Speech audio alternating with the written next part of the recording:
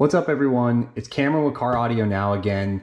Today I'm going to be doing a quick overview on how to install an aftermarket head unit in a Toyota Tundra with the products that you see here on my test bench. This is one of the many combinations of products that you can find that'll adapt your Tundra's dash into an aftermarket receiver. So what I'll go through today is my process of installing a unit and the high-level steps to remove and replace your factory head unit from your dash. So let's go ahead and dive on in. Before I start, quick reminder, if you like this type of video, do us a favor, hit the subscribe button below to see more product installs and cool product reviews on all things car audio.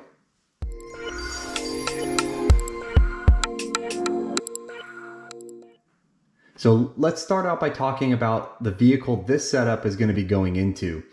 We're going to be working on a 2019 Toyota Tundra Platinum.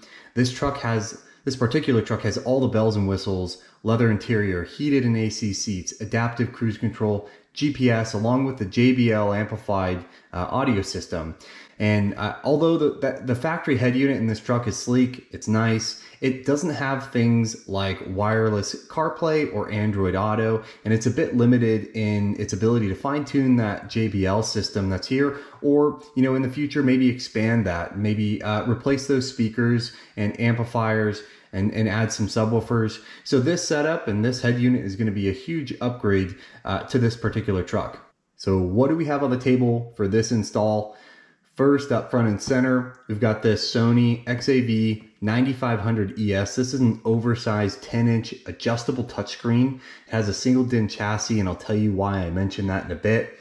This was actually the demo unit that I reviewed in a previous video. So if you want to see the full details and the demo of the interface of this kit, I put it in my test bench and show you everything about this unit. Check out that review video. I'll link it in the description. It's going to tell you everything that you need to know or want to know about this unit before you buy one.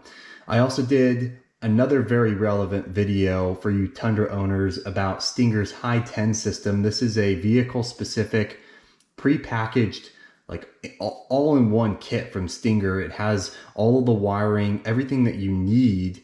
It's very nice. It's got a very nice integrated touchscreen head unit as well that looks very nice in the dash. It's definitely on the pricey side, but it's a nice kit nonetheless. So I recommend checking out that video if you want options. Next is this PAC Radio Pro 4, specifically the RP4.2-TY11. This is a vehicle-specific radio replacement interface geared towards, I think it's like the 2004 all the way to 2019. Don't quote me there, but it's a broad range of Toyotas. But this is what will adapt the harness and the wiring from this head unit into this Toyota Tundra that we're putting it into. It's a pretty all-in-one interface. It's going to support things like steering wheel controls, JBL, and the JBL synthesis amplified system. So the truck that I'm putting it in has the JBL amplified system, but it'll work with those without JBL too. It'll also support auxiliary audio inputs and so on. The things that this kit does not support though is the USB plugs. If your truck has some of those USB plugs throughout the vehicle or in the front and then in the dash, you're going to need an add-on. It's PAC's OEM USB port retention cable, specifically the USB-TY2, and also their backup camera harness to incorporate that OEM backup camera. And that's the CAM-TY11. Those aren't on my table right now, but I'll leave links in those descriptions so you don't have to write those numbers down or those model numbers down. I'll leave them in the description for you. And then finally at the back here is this Metra 99-8252, which is the adaptive dash kit that will turn your factory head unit opening into an aftermarket compatible one like the Sony. This particular dash kit has a sort of brushed titanium look. They also sell gloss black. My recommendation is just to match whatever the look is in your vehicle, whatever the OEM look is. Some are black, some are this brushed titanium look. Get whatever you have.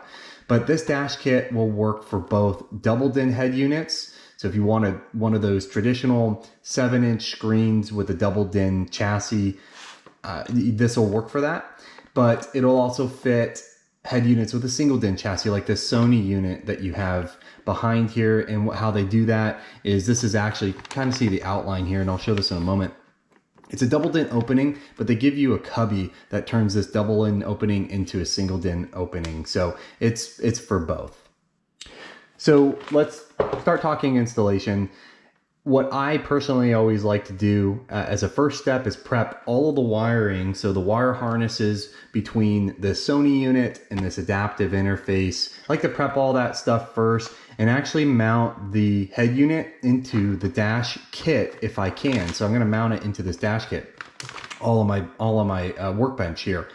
So the first thing I'm going to give you a quick look at is both that wiring process and fixing this head unit into the dash kit. So let's go. All right, now for the fun part. What you see on the table is all of the wiring from both the Sony head unit, which is the top here, and the pack adaptive interface, which is the bottom. Now, this might look like a lot, but from a wiring perspective, this is all vehicle specific.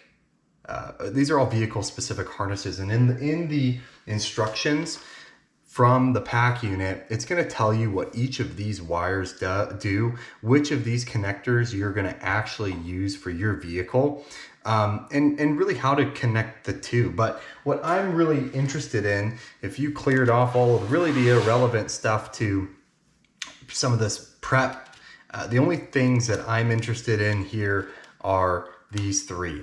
And what I'm gonna quickly show you is the process of merging these harnesses into the aftermarket head unit harness, which is basically just this one.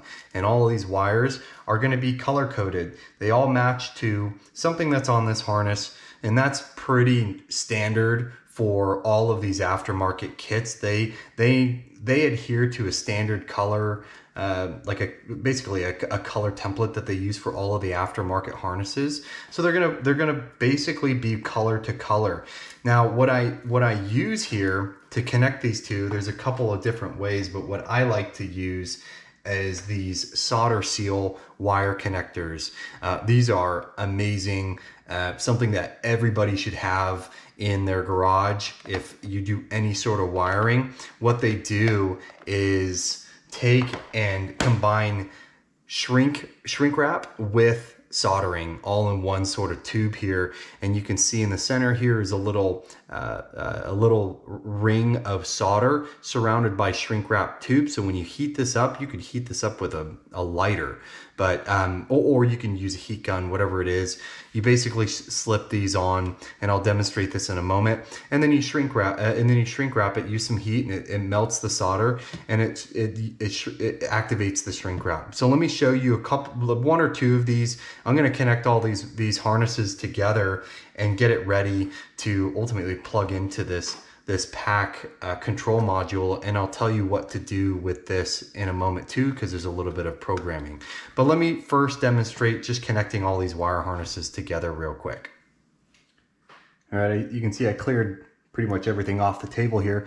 So I'm just going to demonstrate one or two of these wires, starting with the ground wire. And on the left hand side, this is the harness that goes into the Sony unit, and then you have the primary harness from that pack interface unit here. And on this unit, what I'm going to do, I've got my wire strippers here. So I'm going to take first and find that black wire.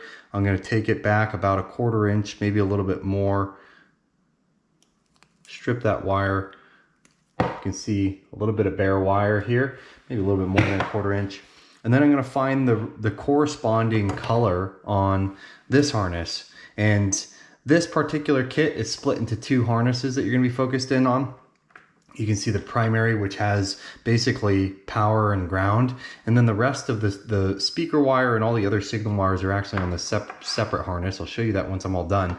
But I'm going to connect both of these harnesses to this single Sony harness. So let me show you how to use this solder seal wire connector. I'm going to pull these back. I'm going to place the solder seal onto the wire. pull it all the way through. Then I'm going to take the two and I'm going to twist them together. Nice and tight. So now they're pretty taut. You can't really pull them apart. And then I'm going to slip that solder seal connector up and over. It's a little tight.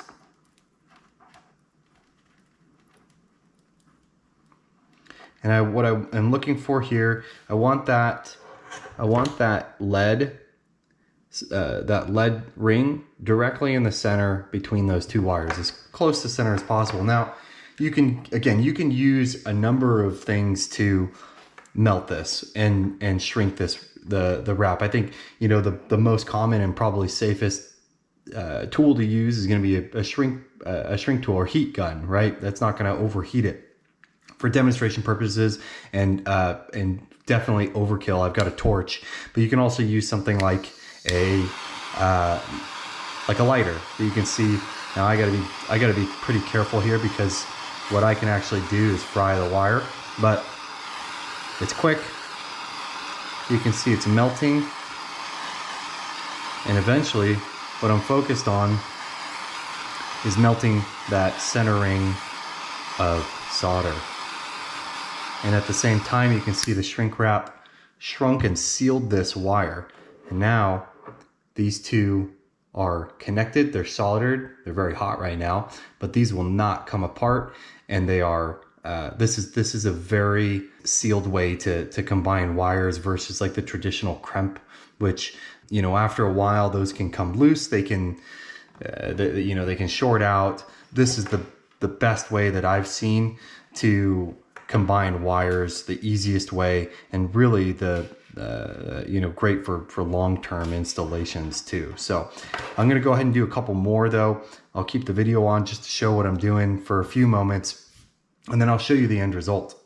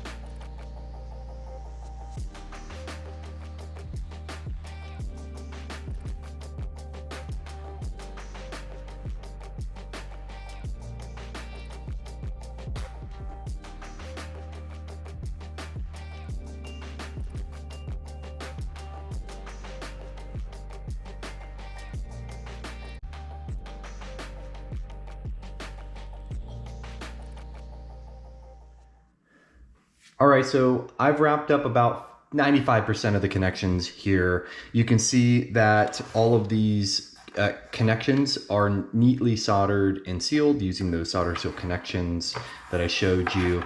There are a couple of wires in this harness though that I'd like to wait on. Specifically, it's the speed, parking brake, and reverse sensor that's indicated with the pink, purple and white, and the green here. And this, again, this harness is for the Sony.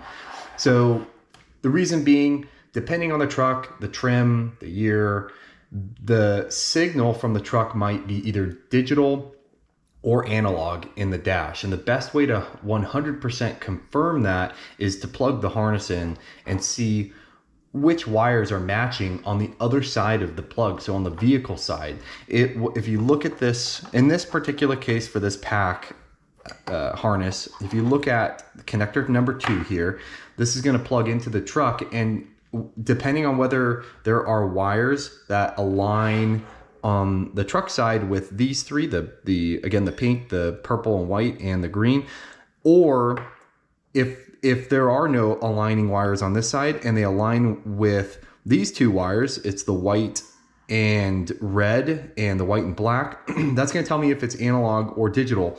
If it matches here, it's analog. If it matches here, it's digital. And if there are wires on the other side on the vehicle harness that match with these 3 wires, I'm going to use the 3 wires on this side of the harness, which connects here, to connect directly to the Sony, like so. But if it matches with these 2, then I'm going to use it from this harness. So pack tells you to kind of wait, plug it in, see which ones they are. So that's what I'm going to do. The other one that's worth calling out that I left is the camera. I mentioned there's a separate camera harness, the CAM-TY11.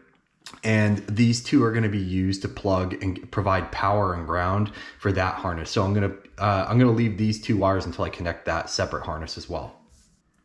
The last thing I'm going to do before I switch over to mounting the head unit to the dash kit is to make sure that the programming on this control module is set to power and control the particular head unit that I'm using, which as you know, I'm using a Sony. And to do that, I'm going to look at the instructions, which tells me clearly which pin on the program area to turn to the on position. It's position number 4 for Sony. So if you look at the programming area here, I'm going to look at number 4, and I'm going to flip that to the on. And what that's going to do is tell this control module that it's powering or driving a Sony unit. So now that that's done, let me clear the wiring, and I'm going to pull the dash kit and the head unit onto my table and start mounting that to the Toyota Tundra specific Metra dash kit. So let me do that.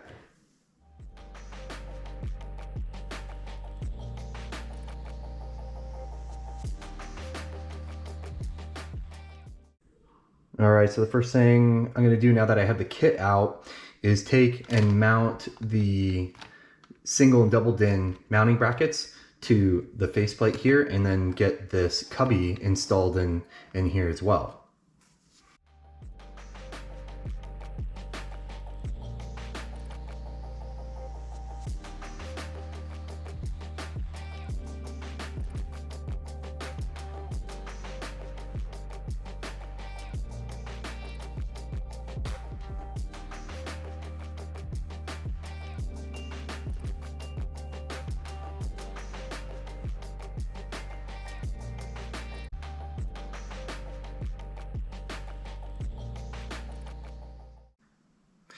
Okay, so the cubby and the mounting brackets are now fixed to the actual dash piece. So the next thing to do is install the single DIN unit from that Sony, and I'll be doing that in this section right here. So let me do that now.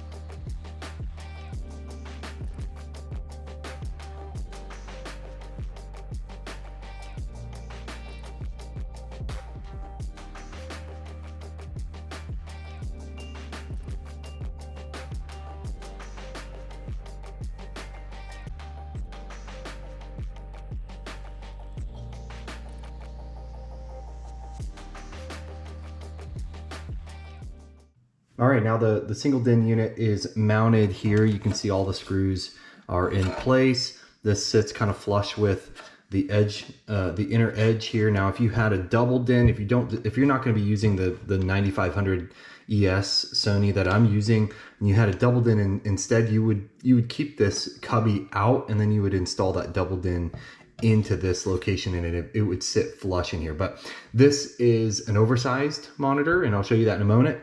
So it sits in front of it, and the chassis is actually separate from the screen. So that's what I'm going to do next. I'm going to mount that screen And you can see that right here. Oops. And what I've done, if you do decide to use the XAV 9500 ES like this, I've gone ahead and dropped the screen. I've used the three-way sort of adjustments on the screen to make it sit flush and kind of level to where I want it on this frame here. So I'm gonna go ahead and mount this and then put the screws in and wrap up the installation, or at least the mounting of the head unit to the dash kit here.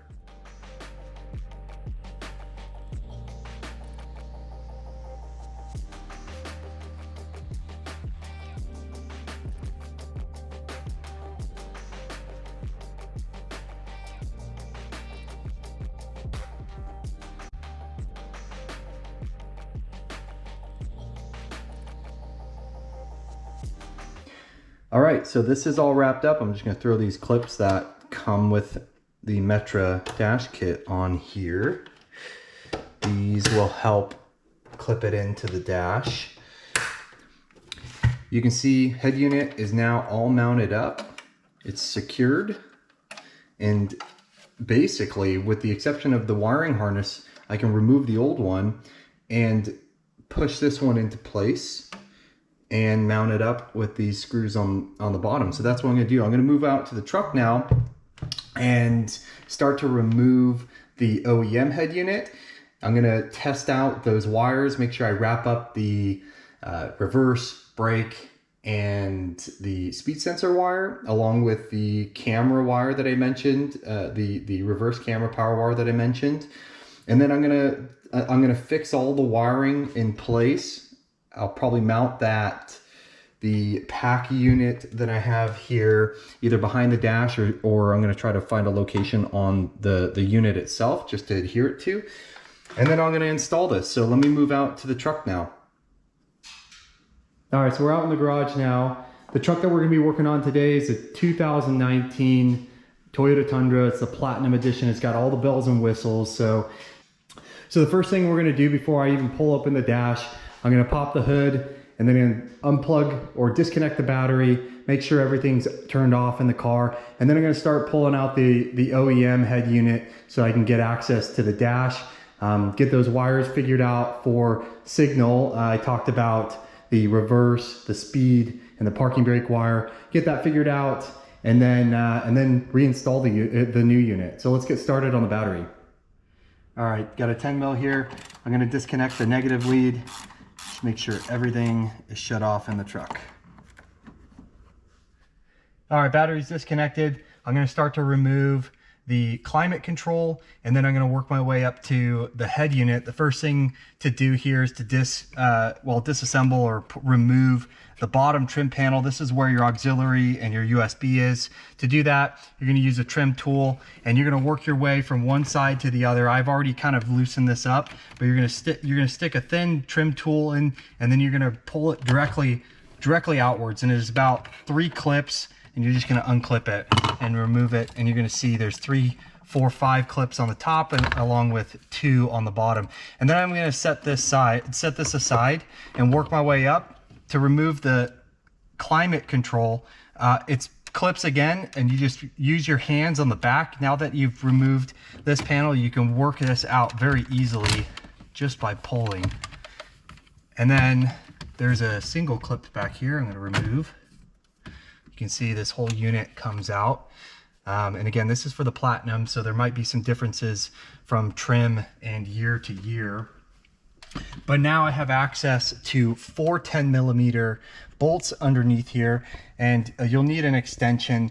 But I'm gonna remove these 4 10mm, and then I'll be able to just pull this unit out. All right, let's remove these.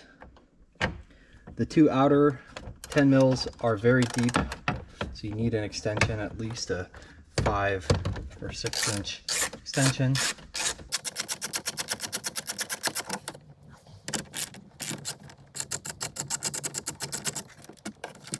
All right, all 4 bolts are removed. This is similar to the climate panel. Once you've removed those bolts, you're just gonna simply pull this outwards, and eventually it's gonna unclip, just like that. And then I'm gonna take and remove all of these harnesses. So let me go ahead and do that.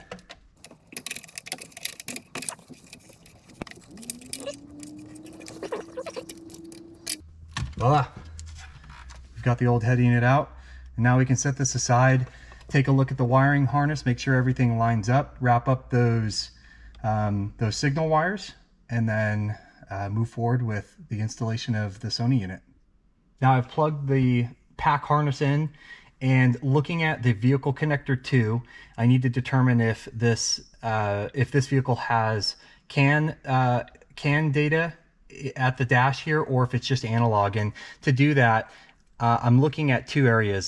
These 3 wires, I mentioned this earlier, these 3 wires are analog, and I see that there are corresponding wires on the vehicle harness here, but then there's also the CAN data wires, these 2 indicated with white and red and white and black. Those also have corresponding wires, and based on the instructions that pack gives you, if these 2 wires have corresponding wires at the harness, then they recommend using the signal wires that are on the interface harness, which it looks like this, and this goes in directly into the pack unit. So I'm going to go ahead and use these wires from this harness and connect it into the Sony harness down here with these 3. You can kind of see these 3, and these 3 are going to connect. I'm going to go ahead and do that, and then I'm going to start to wire everything together and test it out. All right, so I wired the signal wires up to the harness. I plugged in all of the factory harnesses from the vehicle to the pack interface harnesses, and kind of wrap them up to prevent vibration and just keep everything together because it's quite bulky. I plugged in all the harnesses into the control module and then into the head unit itself, and you can see all of the harnesses and plugs are plugged directly into the back of the unit. That includes the microphone, which we wired up into the corner of the window over here. So the next thing that I'm going to do is really the reverse of the uninstallation process of the OEM head unit. I'm going to remount this head unit with the new dash kit into the dash, screw it back into place, and turn it on.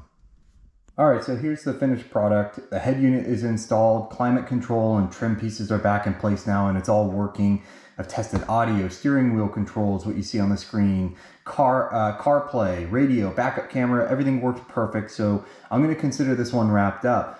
Overall, very pleased with the dash kit and the harness that we used for this install. The head unit, of course, as well. The dash kit makes this unit look like it belongs to the truck, and the wire harnesses really takes most of the guesswork out of the install. So I hope this walkthrough was helpful for all you Tundra owners. Leave us a comment below if you have any questions, and we'll try to respond. And don't forget, subscribe to our channel if you like this content and you want to see more Tundra related audio videos. Thanks again.